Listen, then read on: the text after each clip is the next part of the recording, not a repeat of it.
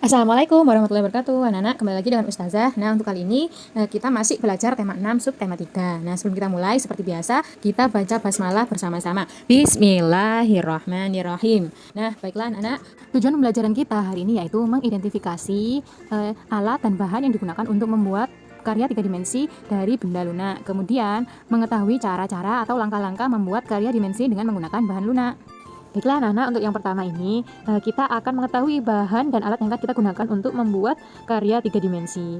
Nah, bahan yang akan kita gunakan yaitu terbuat dari bahan alam, yaitu tanah liat. Nah, kenapa kita pakai tanah liat? Karena tanah liat ini mudah dibentuk sesuai dengan keinginan kita. Nah, seperti contoh ada cangkir, gelas, hiasan kelas, itu adalah contoh benda-benda yang bisa terbuat dari tanah liat. Nah, setelah ini kita akan mengetahui alat dan bahan apa saja yang perlu kita butuhkan untuk membuat karya 3 dimensi tersebut. Nah, coba ini Ustazah ada contoh gambar hiasan kelas berbentuk daun. Alat dan bahan yang digunakan untuk membuat karya 3 dimensi tersebut adalah yang pertama, tanah liat, lalu cetakan jika diperlukan, yang ketiga air, yang keempat pewarna. Pewarna ini bisa dari cat air atau pewarna yang lainnya. Kemudian tata cara atau urutan membuat karya 3 dimensi tersebut adalah yang pertama, siapkan adonan tanah liat dan cetakan yang diinginkan. Yang kedua, masukkan adonan tanah liat ke dalam cetakan hingga penuh. Yang ketiga, lepaskan tanah liat dari cetakannya. Dan yang keempat, keringkan hasil cetakan tersebut dengan cara dijemur atau dibakar. Nah, itu jika cara pembuatannya. Lalu yang berikutnya, memberi warna pada karya 3 dimensi tersebut.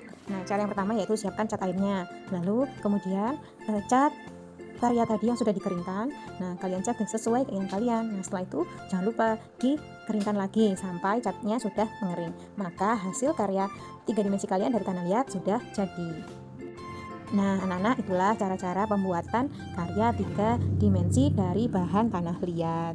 Nah, yang sudah kita pelajari hari ini adalah yang pertama, alat dan bahan yang digunakan untuk membuat karya 3 dimensi dari tanah liat. Yang kedua, cara-cara pembuatannya. Nah, dan telah berakhirlah pembelajaran kita hari ini. Nah, sebelum kita akhiri, seperti biasa kita baca hamdalah bersama-sama. Alhamdulillahirabbil alamin.